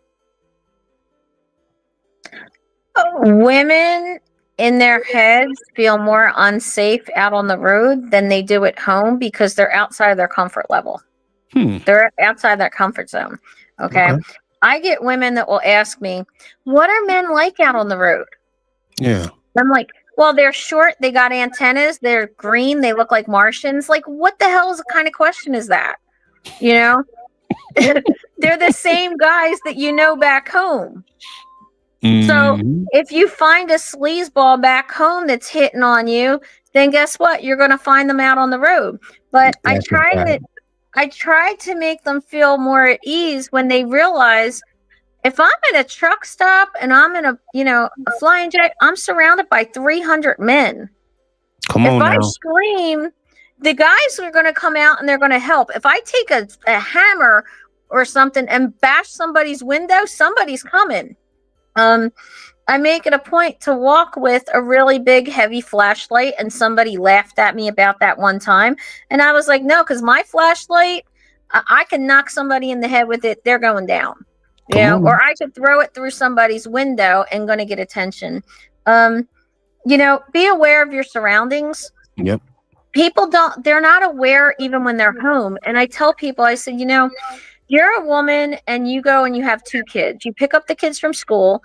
Their kids are fist fighting in the back seat. You go to the grocery store. You're worried about getting Johnny to football practice and Katie to her dance thing. You're not paying attention to the guy that's been following you for 2 hours. Following you home, seeing where your kids go to school, who your kids hang out with. People don't think about this, but do you remember the night lights they used to put in kids' rooms and you could Yeah. see it from the street? So now Yeah. you just told everybody which bedroom is your kid's bedroom. So let me see. Do I want to be in a house where, like the house that I bought, it's 6 acres. My closest neighbor's a mile away. If somebody broke into my house and I scream, nobody's hearing me. If somebody breaks into my truck and I scream, I got a guy on each side that he's going to hear my big mouth. You know. Okay. But as far as like at night, you know, take a rope and put it through the two door handles and through the air horn, so Yeah. nobody's nobody's opening your door, or tie the seat belts. But part of the problem of women in trucking are the women in trucking. It's the women's attitudes. Okay. It's true. Do tell. It's true. Like, I had this friend, she was pretty new, and the yard dog saw her struggling, and he said, "Sweetie, just drop the trailer and I'll back it into the dock for you." Mhm. And she started with "Don't call me out of my name. I'm not Sweetie. You don't know who I am." I don't care what he calls me. If he puts that in that dock and I don't have to do it, and I don't hit nothing, and it doesn't go on my record or make my license bad, put a blemish on my license, he can call me anything he wants. He can call me Sweetie. I sure That's will. right. Hey. That's right. So, and I think another thing is that I don't like identity groups. Okay. I don't like women's groups. Break that down. Break that down. What's the identity group? And You're a black man. Sure. So there are groups for black truckers on Facebook. True. There are groups for women truckers, Hispanic truckers, Asian, gay, whatever, right? So they put in your head that you need them because the industry is going to look poorly upon you. So if everything was equal in trucking, right? If I came into trucking and felt like there's no sexism, I wouldn't need that group. That group wouldn't need to exist. So is it really the people who need the group, or is it the group that needs the people? You see what I'm saying? Mm-hmm. Okay. Like I think Prime tried with the women's support group, the Highway Diamonds group, and they did a gala every year, and I got an award last year. Mm-hmm. And which it was a big deal. They give out 3 awards every year to 60 out of 1,600 drivers. I got an award. It was a big deal. But the first time I went and I looked around, I was listening to the speech of the woman who was on stage, and she just kind of gave me this impression of, well, you could be like me. Like, I improved myself and I became a better person through blah, blah, blah. And you could be like me. And I was thinking, sweetie, I'm better than you because I didn't do drugs or alcohol or whatever she was talking about. Like that whole idea of you're going to be looked down upon, so therefore you need this group. I don't like that. I think we should be telling women it's no more unsafe out here than it is at home. Right. Men are not going to treat you any more differently out here than they do at home. Men are going to treat you according to the way you act. If you act like a tramp walking through the parking lot with a mini skirt and heels, jumping in the back of the trailer. Come on now. I'm serious. I saw that on YouTube. The chick was in a mini skirt cleaning out the back of the trailer, bending over in stiletto heels. Okay. And these are the same women that will then go and complain that the guys are perverts and coming on to them. Women spend so many billions of dollars on weight loss meds, on medication, on hair dye, on wigs, on everything, right? Yep.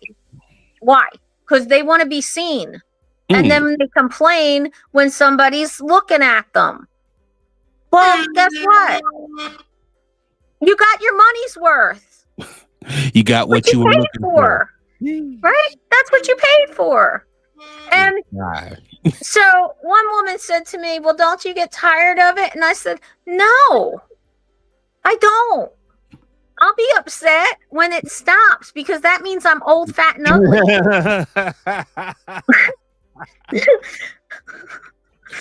Right now, I'm just fat and old. Apparently, I'm not ugly yet. You're beautiful, man. Stop knocking off. Thanks. All right. One more round. So, is the industry making any accommodations for women? You know, are they trying to make is it more easier? Are they trying to make it, are they trying to accommodate, or are they like treating everybody the same? I think they do women a disservice. I really do. The wokeness of our society is doing women a disservice. And I mean that. Come on, go ahead. Because, okay, right. When you ask women, okay, so I asked a whole bunch of drivers, why do you think women don't come into trucking? Mm-hmm. And they'd say sexism. They'd say fear of backing. Oh, they never drove a stick shift before. But the real reason that women don't come into trucking is because of the kids. So you get people like me that never had kids, or you get older women, 40s and 50s, that their kids are grown. So I think it's disingenuous because the past 4 or 5 years since COVID, okay, there has been this campaign. Even Biden did it with the Women's Advisory Board, right? This campaign of we have to get women out here and we have to show them. But you're implying that you can have a family and still do this job. Man. And the problem with that is that even if they got local, even if they went to FedEx doctor driver type of program and they got their CDL local and they got a local job, nobody's telling them they're still going to be working 12 hours a day. Man, listen. Nobody's explaining that this is, I would get so mad at when women would come into Prime that had autistic kids and they were going to take the kids on the truck, some kind of child with disability. Even if the child didn't have any kind of special needs or disability, this is a dangerous job. Come on, man. And I hate when they promote this as you can get paid to RV. No, this is not an RV job. This is a serious job.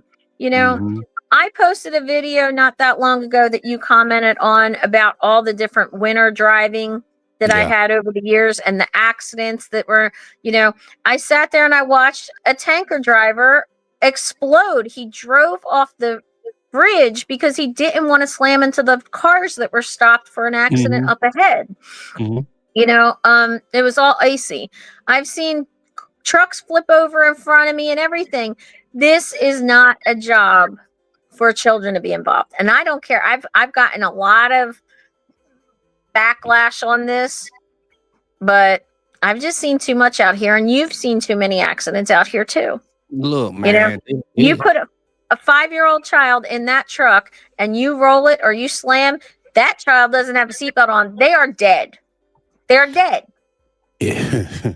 Nah, you hit it dead on the head, man. Sheesh. Because if a person think that they can come out here and live a regular life, like you said, with a wife and kids at home. Well, and women also come out of this with I can do anything a man can do. Yeah, that's great. But can you actually turn that landing gear? Because it's really hard on some of these heavy loads. You get a beer load or a heavy meat load. That's tough. And I am a strong woman. Yeah. So you get a little 105-pound chick that, she jumps on the bar and her whole body weight can't turn it. Or, hey, you have to do this in the pouring down rain and in the hail and sleet and snow. A lot of women, and I'm bougie. Don't get me wrong. I'm bougie. Yeah. Okay. Yeah. But a lot of women do not want to do that. And then they come out here and then they see what it is. And it's like, oh, you didn't have any clue. And I blame that on COVID. Yeah. I did a video where one woman, we went and we got oil and coolant, and she grabbed the bottles and she was so excited. And she was like, okay, now who do we take it to put it in? I'm like, you. What? And she's, think about it. Women don't usually even change the oil in their cars or change their wiper fluid, change their wipers or do the wiper fluid. I never did in my car. I took it to Jiffy Lube and had somebody else do it. So, I mean, and now company driver, I'm not a mechanic. I don't do anything that's mechanical, but I would change a light bulb.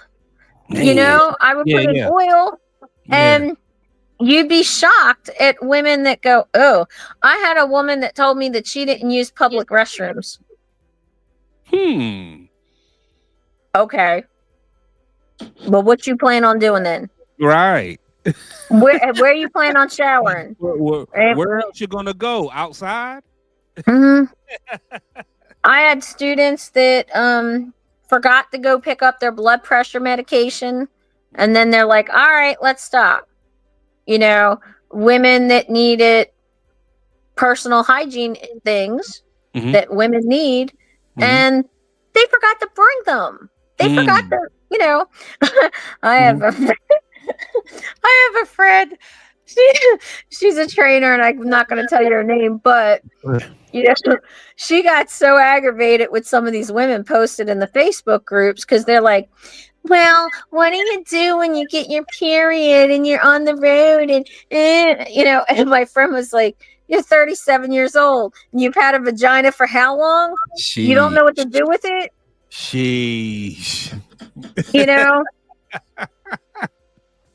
I'm serious. And then I had a female student who called me up saying that she was upset because her trainer, wouldn't let them get 2 showers a day. And she's like, well, I can't tell him I got my period. Well, what do you want me to do? Okay. Like, you're lucky if you get 1 shower a day out here. Now, if you can turn around and beg him to let the truck stop for a second shower and you want to pay for it, go for it. But, you just don't get the same hygiene out here on the road. But that's true for anybody. So what because the men do a pretty decent job, but what can the women do to really bring some more truth to, okay, this is the real experience that a woman is going to face? What can the women do to really, push that out there? This is the truth, right? Not just my quote unquote experience, but what can women do better? They could be more vocal like I am. I mean, I have a whole playlist for female drivers, talking about all different sorts of things, even wearing wigs and makeup on the truck, because guys don't think about this, and I didn't think about it till I got on the road, but women have pressed powder makeup. The vibrations of the truck crumbles it. So it all turns to powder all over the truck. If you get lipsticks that are real stick and it gets hot in the truck, it melts all over the place. So you wind up learning how to use certain products or package them a certain way. Like some real woman experience, not just. Yeah. So like I have videos on that. Even like some people laugh at me about the wigs. I started wearing the wigs when I was on a medication and I needed surgery back in like 2018. And I wore the wig because my hair was getting thin. Sure. And my mother didn't know. My mother, who was very critical of me, didn't realize it was a wig. And so on the YouTube channel, I start wearing wigs, and people didn't know. And then I got women that were writing to me saying, oh, you look like you always have a hairstylist on the truck. And how do you get that coloring out on the road? Because that's something else that people don't think about. Women color their hair more often than men. So, I just said most of us are older. So that means our grays are coming in, which means we have to color our hair more. And how are you going to do that when you're only going home every 6 weeks? So, so I did this video about, well, no, I don't have a hairstylist on the truck. And, you can have it too. Just, and I showed all the wigs, and then there were some guys that picked on me about it and they laughed at me about it. Mhm. And my whole thing is, who cares? Most of the people on the road, you're never going to see them again. Right. Anybody on YouTube, if you don't like that I've changed my hair every time I'm on the thing, then guess what? Go find a different channel. Mm. But I'm me, and I think women should be them out on the road. But I think that this whole fake sisterhood crap has to go. That's part of the problem, because if Swift is barreling down the mountain on the ice, Mhm. they're not going to say, "Oh, Kearsey's a female in a prime truck, so I'm going to kill CR England today." We need more safe drivers. It doesn't matter what's between your legs. It doesn't matter Yeah. what color you are, who you worship, who you have sex with. None of that. Mhm. Don't kill me. That's what I Okay. want out here. Okay. Okay. You know what? Rule number one for all of my students: don't kill Kearsey. It was in my packet. I swear, it's in my packet. Keep the rubber side down, baby. Mhm. We're gonna go ahead and close it on out, man. It's been a great pleasure talking with you. All All right. Any final words that you want to say before we close it out? No, I'm done. I talked enough tonight. It's been 2 hours. Okay, time to go. Yeah. So I appreciate y'all for checking in with me. Shout out to Trucker Kearsey. Good luck at your new company. I know that you're gonna do well. I'm gonna be watching. Will you be producing new videos? Well, I go there next week, and I really wasn't sure if they were going to let me keep the channel or if they wanted me to not mention them. I got to work that out with them. Sure. I never wanted to put Prime in a bad light, and I always wanted to try to be as professional as possible, while at the same time giving a real, realistic view of trucking and of Prime and of what it's like to be out here. And I'd want to do that with them too.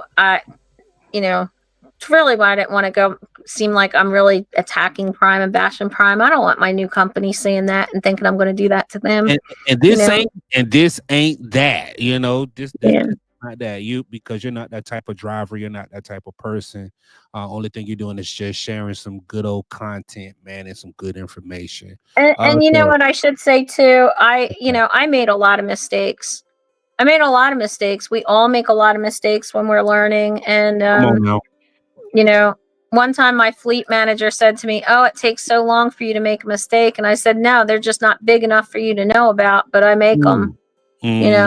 And none of us are perfect. The companies aren't perfect. Nope. Prime's not going to be perfect. The next company I go to is not going to be perfect. Facts. We all just got to be the best we can be and try to improve wherever we are. There right? you go.